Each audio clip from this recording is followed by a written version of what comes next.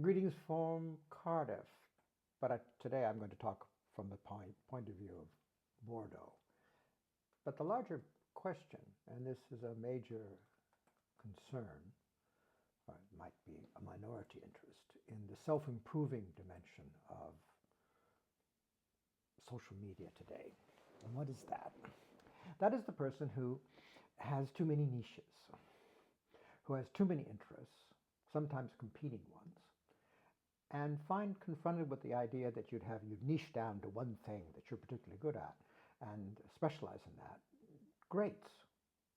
There's a minority of people, myself included, are reluctant to do that. And yet the impulse is there. So you have interesting influencers like Dan Coe who say, well, embrace the multiplicity of your interests, that you are the brand and not your niche. The niche of being a specialist in dieting or weight training or learning languages or what have you, whatever it is. So given that, now, there is an old-fashioned idea here that may be pertinent and is occasionally actually mentioned, and that is the idea of being a Renaissance man. A person, can be a man or woman, who can do a variety of things. Now, the modern version of it, the American, okay, the New World version of it, or even, and perhaps even the British version of it, is someone who can do everything, knit, change diapers, hunt, wrestle, fight a battle, prepare a slingshot. That whole multiplicity of skills residing in one person is a kind of all, one man can do it all, one woman can do it all kind of notion. The Renaissance idea is a little bit more refined, and it refers to probably, for lack of a better term, intellectual activities. Could I write some verse? Do I know my way around an algebra textbook, or better still, a calculus textbook? Can I make a good fist of Caesar's Gallic Wars in Latin, in the original? And you see where we're going with this. So, my case, I've decided that, at least for the moment, I'm going to present myself, I'm going to identify my brand, if that's the word, as being a Bordeaux Renaissance man. I'm not French, but I live in Bordeaux, and it's my home, although my family comes from the British Isles, particularly Wales and Ireland. But France is it. And being a Bordeaux Renaissance man in English, if you see what I mean, that's what I'm calling myself, is a particular take, an unusual activity, and I don't think I'm going to have much competition for the title.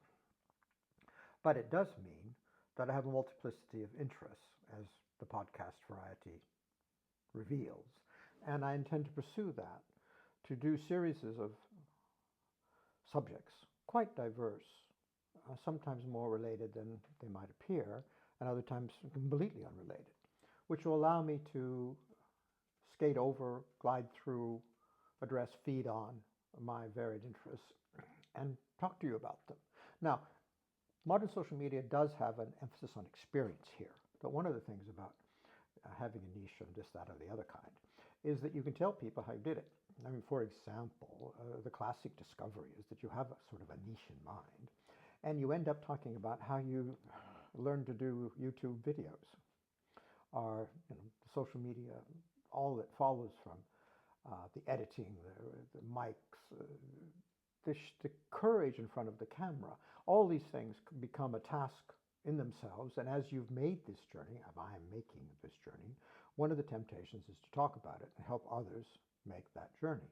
That's a very powerful impulse in social media, and I think it will always be the case because there's a great deal to learn, and these tasks have an intrinsic interest, and they may be enjoyable, intellectually stimulating, even profitable in some cases. So you can see why one does it. And so I'm going to pursue this case in the Dan Coe spirit of lots of niches. I'm the brand, so to speak. The reason you're interested in any of my niches is because you may find me interesting or not. If you do, then we're on and more than on. It's game on. But Now, for example, I'm just looking at a list of my more new topics that I propose, having done other topics. I do want to look at men's mental health for a complex set of reasons. I want to look at the phenomenon of narcissism in contemporary life. Um, I've also have a passion as a Bordelais, even an adopted Bordelais. I have the passion for food. So that's given me an idea of talking about really interesting places to eat and drink, both in France and abroad, which is fun. I have a private passion for opera, and I want to talk about narcissism in that particular domain of the arts. And one of the early pieces I'll do is about Maria Callas, because I think she was an emblematic character in this playing out of ego and psychological exploitation that happens so often in any part of life where there's hierarchies. Somebody's in charge and somebody isn't. So, just to adding another note entirely on this, because of the Nick Fuentes, my concern with conservatism, with white nationalism, and also the controversial place of Jews and Zionism in this mix, is to look at the Jewish question, revisit it. What did Marx have to say? What did Sartre have to say? And what will I have to say that's not taking sides, but just setting out the problem as I see it. And again, you see the great variety of interests, and it's a cast of mind thing. And as long as I have something substantive to offer, there may be some interest in it, but that's the challenge, isn't it? So there we go. And so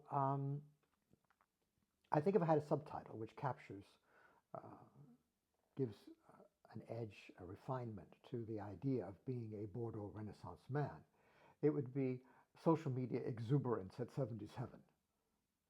That to be alive mentally in one's late 70s is less rare than one thinks, but it needs to be much, much more common. We need all of us together, people in their 70s, if it's possible, to revive ourselves, revive our mental powers, if no other reason to be more interesting to our grandchildren and great-grandchildren. Because if you're not alive, you're not interesting. I almost said ain't.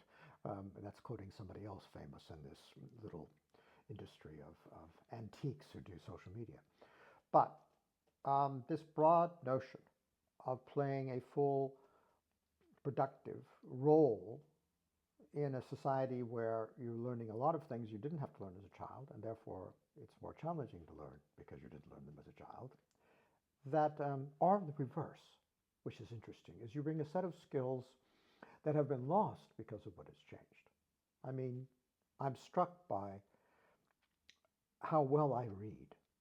I was always a passionate reader as a child, and the schooling system that I went to was the last gasp of this Renaissance notion of a thinking man and woman's life is spent with books. And I have always done so, and it's a skill. It isn't that young people can't read, they just don't have the practice of reading, and therefore confronted with something demanding, difficult, more than 20, 30, or 40, 50 pages. They run out of puff. They're at best middle distance runners, and in some cases they're sprinters, and that's the end of it. And I'm definitely, when it comes to reading and reading texts, a marathon man. Madame Bovary, Les Miserables, The War and Peace, the thinking of large door-stopping novels, is my territory. So there we have it. A Renaissance man from Bordeaux, a Bordeaux Renaissance man, and a victim of social media exuberance at 77, and a great variety of topics, eccentric perhaps, but you'll become familiar with where my mind goes. And if it's of interest, you'll follow. And the more interested you are, the more I shall rally to the cause to acquire that wonderful description, self-description of someone whose age is, David may be 77, but he is interesting. Let's see if I am or not.